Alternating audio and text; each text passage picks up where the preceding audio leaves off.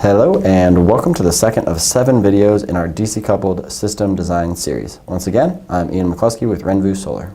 Now that we're through the formalities, we can talk numbers. The idea here is to practice designing a DC-coupled system from start to finish and all the calculations in between. Do you have an actual project in mind? If not, I recommend you make one up and grab a piece of scratch paper.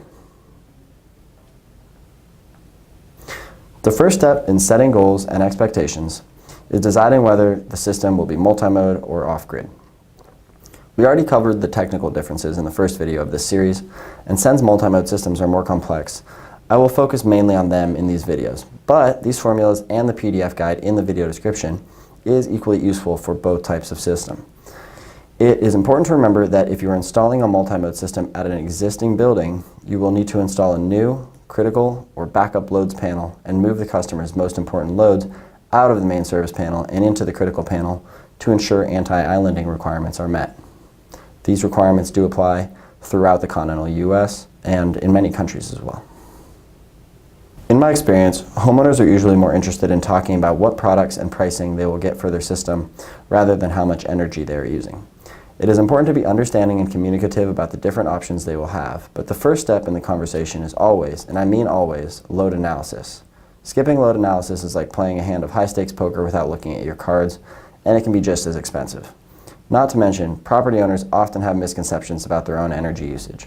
They may mistake kilowatt for kilowatt hours, or not account for upcoming increases or decreases in energy consumption. They may not understand why it is important to analyze every individual load and not just use the total on their electrical bill. Hopefully this section will help with the conversation. In multi-mode systems, the AC loads include just the critical backed up load since we rely on the grid for the rest. In a standalone system, this is every load with consistent demand throughout the year. The calculation shown here is relatively simple for each load. Remember to add them all up. Year-round base loads that are easy to overlook include lights that are left on 24/7, electronic chargers, kitchen appliances. You get the idea. Once you have the full list, use the equation shown here to find the average energy usage per day in watt hours for year-round loads only. We will do seasonal loads next. Make sure to divide the final total by the inverter efficiency factor for the most accurate daily AC load figure for the next steps. Finally, it is important to account for the inverter's DC energy usage too, as it is year-round, of course. Their DC energy consumption will be shown on the related datasheet. Seasonal load analysis uses the same equation on the last slide, but only for loads that vary seasonally. In North America, where we have seasons, this includes light schedules, fridges, freezers, air conditioning, heat pumps, well pumps. Maybe the stove or TV is used more during the winter, or maybe they have a hot tub. As you can see, load analysis is going to be very unique for every system. Using the same formula shown on the last slide for these calculations, then record the results separately. Remember to divide by inverter efficiency.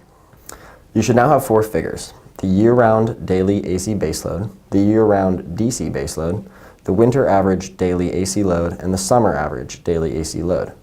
Use the formula shown here to find the most important 2 figures for sizing the battery bank and the solar PV array in load analysis: winter average watt hours per day and summer average watt hours per day. We will revisit the load analysis briefly later on when we are sizing the inverters, because we will need to find the total power demand in watts.